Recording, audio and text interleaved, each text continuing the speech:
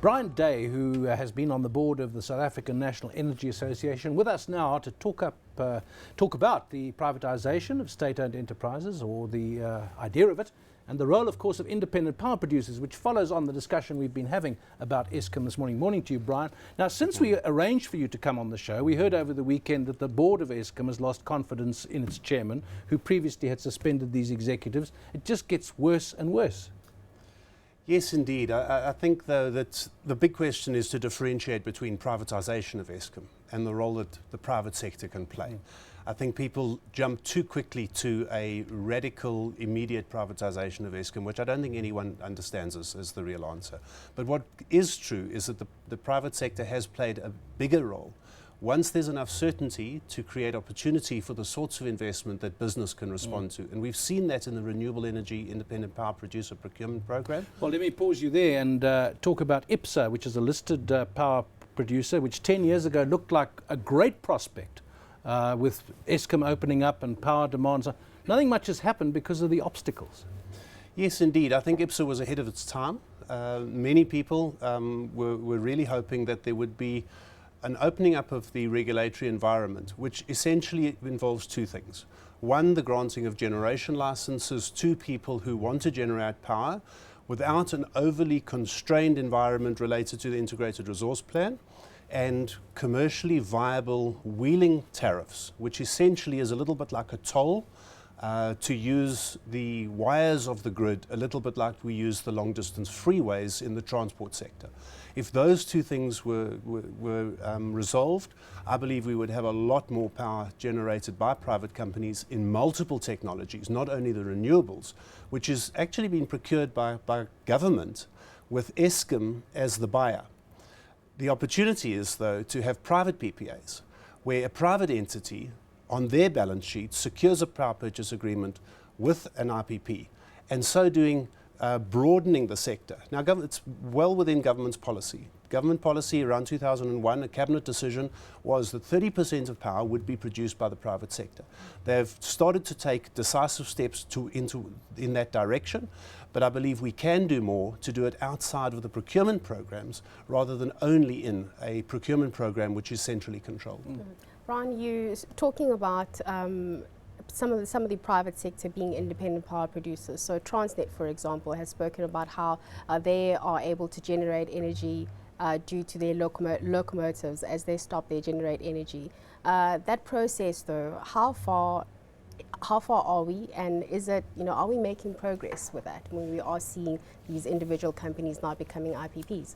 I think NERSA is doing a lot of great work. They're doing two things at the moment, which are, I think, profound and could really advance the sector.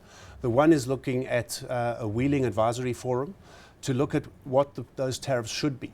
We can't just leave it up to Eskom to determine those tariffs on their own. That's the whole role of a regulator in the industry.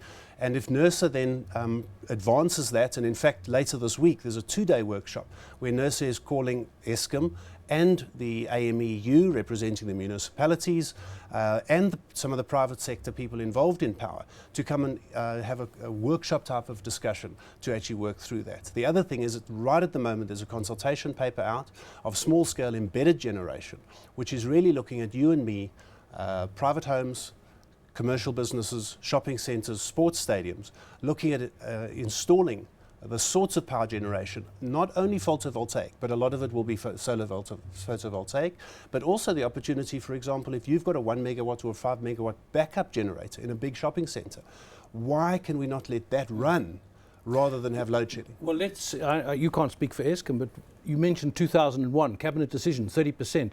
It's 14 years later. So what's the problem? And if all these obstacles were removed, would our power crisis be solved? And if so, in what stretch of time? I think it could be solved in a relatively short space of time, although it is complex. I mean, obviously Eskom's got their own challenges, and if they had enough alternative power on the grid that they could take enough of their plant off to do the sort of maintenance that they haven't been able to do for a long time, there would be a recovery of that. The availability there. We then would get Medupi, Kusile, and importantly Ngula coming on stream, and Ngula is also important because it buffers the availability issues around the renewables that are coming on stream.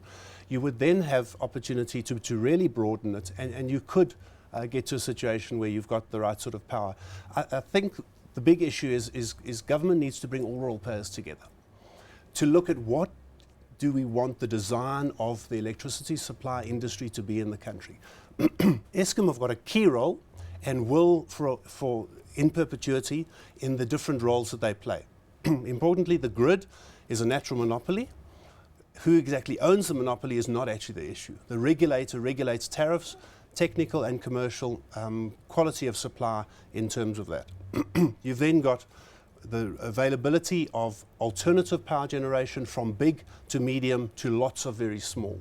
And I think if we had the sort of perhaps even an Operation Pakisa in the electricity supply industry, where we can really understand what is available. For example, I was involved in a feedback workshop from BUSA last week, where a technical study has shown that there's up to 5,500 megawatts of cogeneration available if the right things are done. And that's the sort of known technology, and typically as green as the renewables, because it's from waste gases, waste heat, where the CO2 implications have already been born. Well, from what you say, Brian, there are plenty of solutions, and the issue is why aren't we using them?